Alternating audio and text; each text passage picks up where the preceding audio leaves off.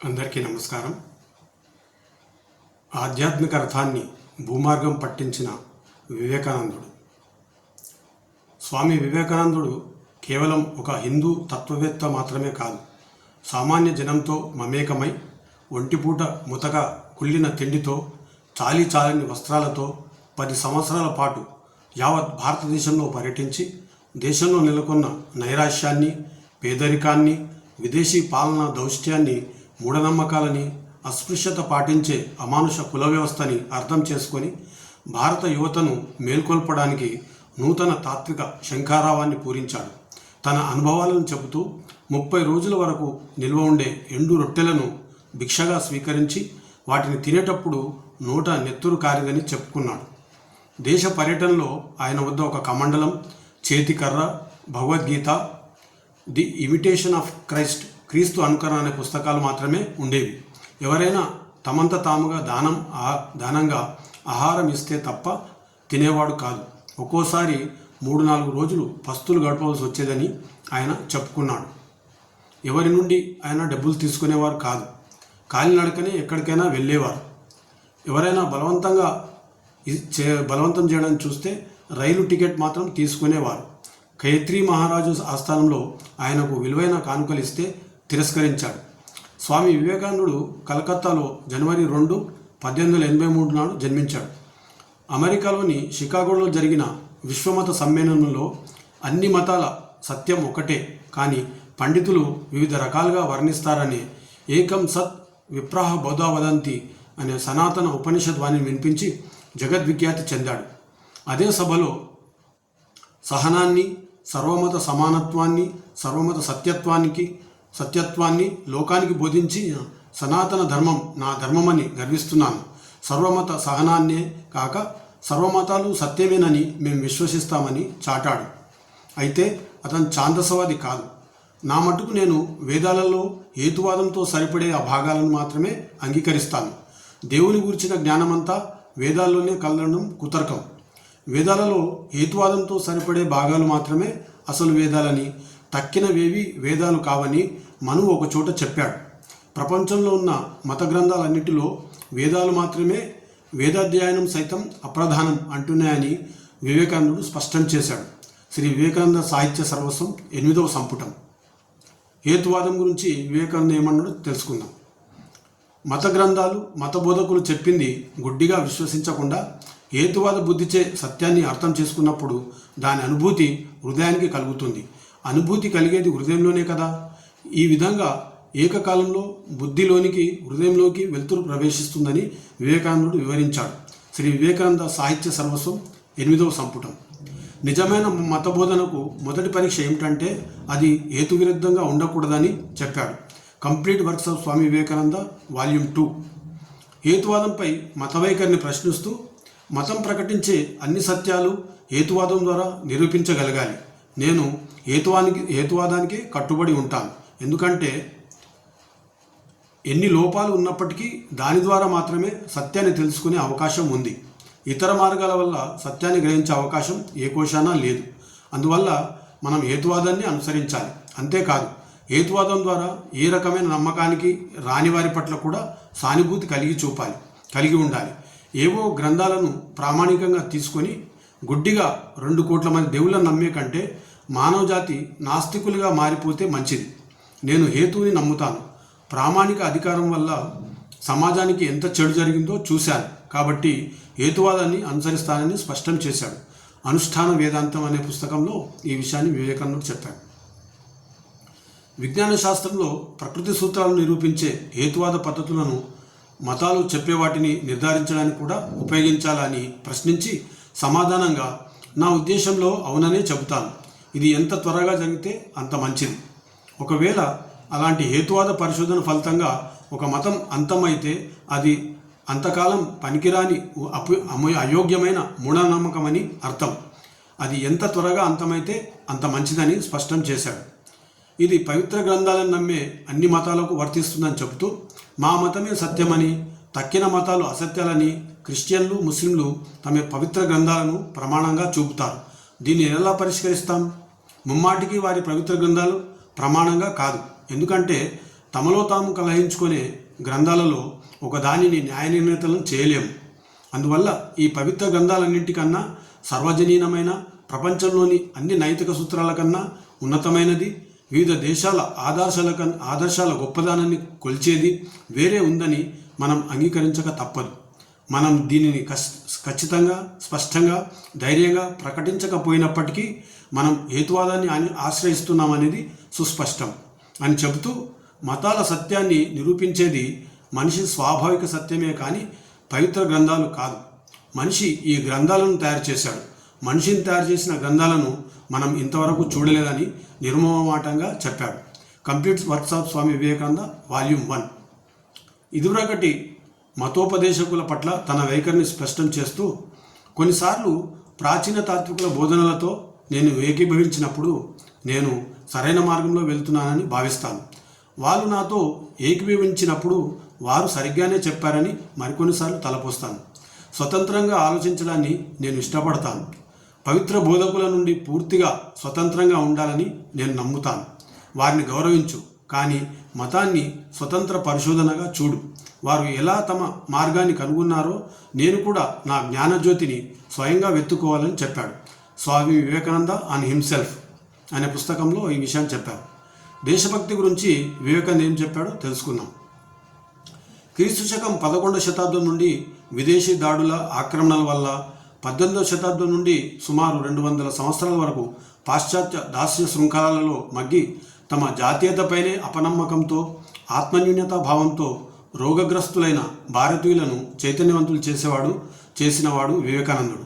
ఆధ్యాత్మిక బోధనల కన్నా దేశభక్తే ఉన్నతమైనదని చెబుతూ, నాకిప్పుడుండే కోరిక ఒకటే, ఈ దేశాన్ని మేల్కొల్పాలి. ముక్తి మొదలైనవన్నీ నాకు నిరర్థకాలుగా కనిపిస్తేనే అన్నాడు.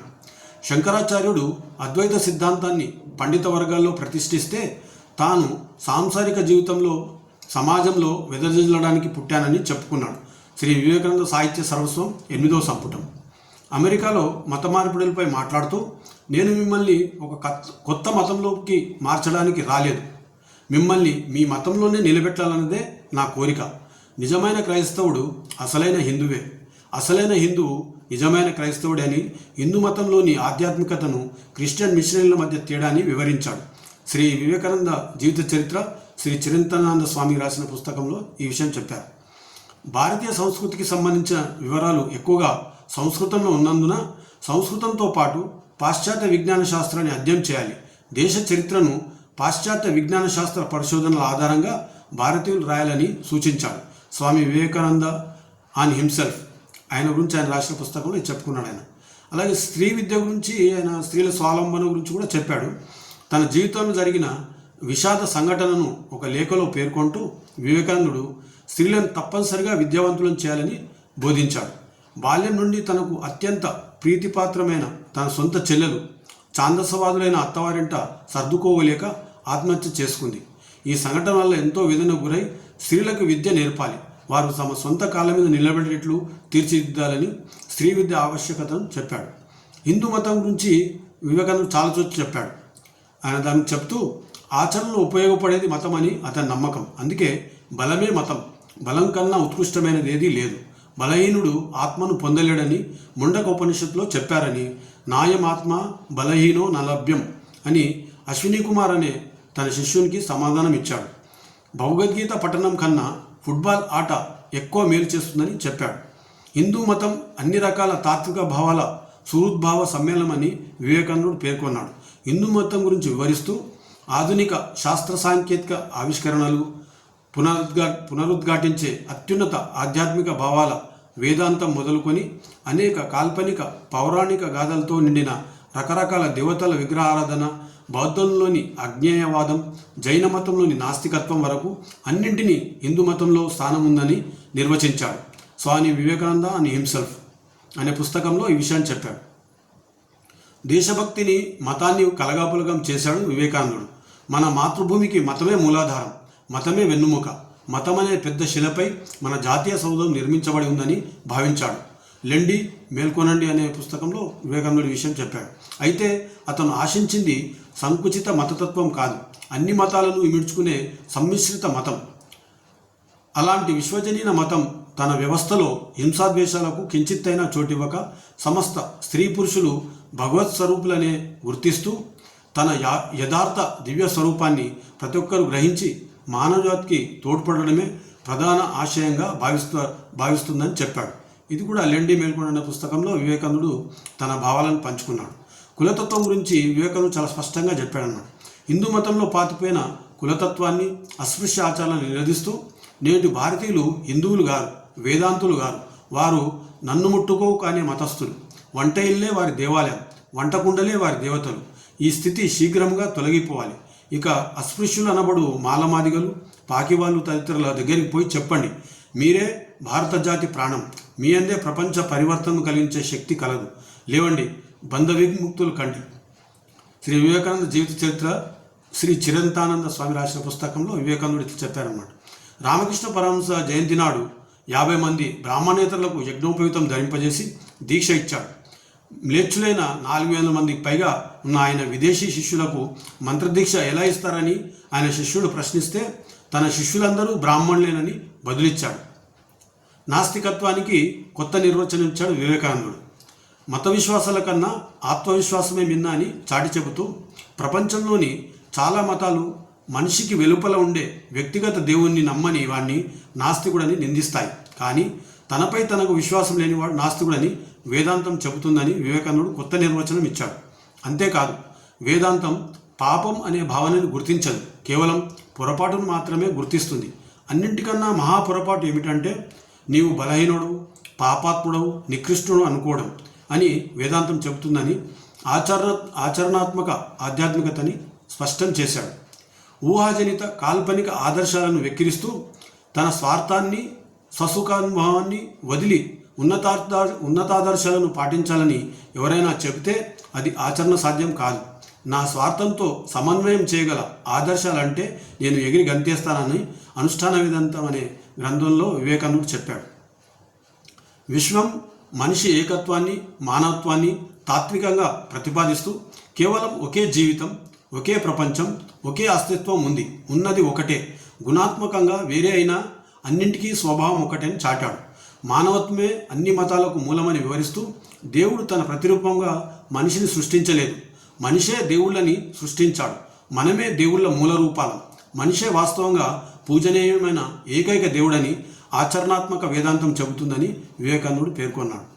వివేకానందుడు మతానికి, మతమౌఢ్యానికి తేడాను వివరిస్తూ మనిషిని అత్యంత క్రూరునిగా చేయడంలో మతానికి మించింది లేదు, అలాగే అత్యంత సున్నిత మనస్కుని చేయడంలో మతానికి మించింది కూడా లేదు. గతంలోనూ ఇలాగే జరిగింది, బహుశా భవిష్యత్తులో కూడా ఇలాగే ఉండబోతోంది. ప్రతి మతం తన సిద్ధాంతాలు మాత్రమే సత్యమని, వాటిని నమ్మని వారు తప్పక నరకంలో నశిస్తారని చెబుతాయి. కొందరు కత్తులు దూసి మరీ తమ మత విశ్వాసాలను పరులపై బలవంతంగా రుద్దజూస్తారు. ఇది వారు క్రూరత్వంతో చేసే పని కాదు, వారి మెదడును ఆవహించిన మతమౌఢ్యమనే మానసిక రుగ్మతే ఇందుకు కారణమని విశ్లేషించాడు. Complete works of Swami Vivekananda volume 2లో ఈ విషయాన్ని స్పష్టం చేశాడు వివేకానందుడు. వివేకానందుడు ఇంకో చోట ఏం చెప్పాడంటే మత సహనం తప్పు, మత సమ్మతం ఒప్పు అని చెప్పాడు. అంటే వివేకానందుడు మత సహనాన్ని దైవదూషణంగా భావించాడు. బ్లాస్ఫెమీ అంటే మన మూల సూత్రం ఆమోదం కావాలి, సహనం కాదు అన్నాడు. సహనం దైవదూషణం సమానం కాబట్టి నేను దాన్ని నమ్మను. నువ్వు తప్పు అని నేను భావించినప్పటికీ నేను నిన్ను బతకనివ్వడమే సహనం అంటే. నా విశ్వాసాలను బట్టి ఇతరులు జీవించడానికి అనుమతించాలనేది దైవదూషణ కాదా? నేను గతంలో వచ్చిన అన్ని మతాలను ఆమోదించి వారందరి దేవులను ఆరాధిస్తానని మత సమ్మత ఆవశ్యకతని వివేకానందుడు యూనివర్సల్ రిలీజన్ ఇట్స్ రియలైజేషన్ అనే ప్రసంగంలో చెప్పాడు. ఇతర మతస్థులతో విభేదించినప్పటికీ వారి పట్ల మర్యాదగా ప్రవర్తించాలని, పరస్పర గౌరవంతో మెలగాలని వివేకానందుడు చెప్పాడు.